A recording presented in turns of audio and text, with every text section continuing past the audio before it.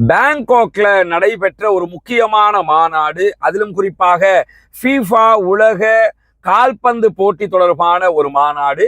அந்த மாநாட்டிலே இன்றைக்கு முக்கியமான சில முடிவுகள் எடுக்கப்பட்டிருக்கின்றன. குறிப்பாக நமக்கெல்லாம் தெரியும், பாலஸ்தீனத்தில் இருக்கக்கூடிய அரசியல் தலைவர்கள் எல்லா விதங்களிலும் எப்படியாவது இஸ்ரேலுக்கு எதிரான முடக்க நிலையை கொண்டு வருவதற்கு முயற்சி செய்கிறார்கள்.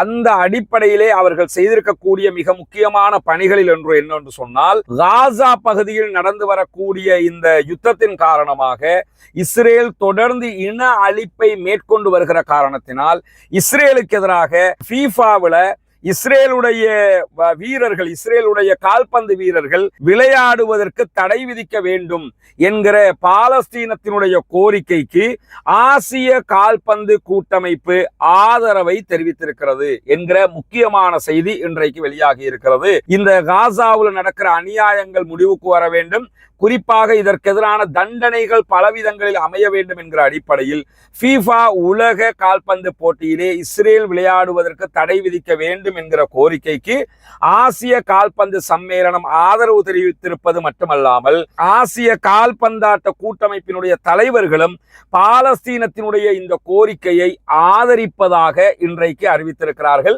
இதுவெல்லாம் பாலஸ்தீனத்திற்கு ஆதரவான பல சாதகமான முடிவுகளை கொண்டு தரக்கூடிய முக்கியமான செயல்பாடுகள் என்பதிலே யாருக்கும் எந்த மாற்று கருத்தும் இருக்க முடியாது.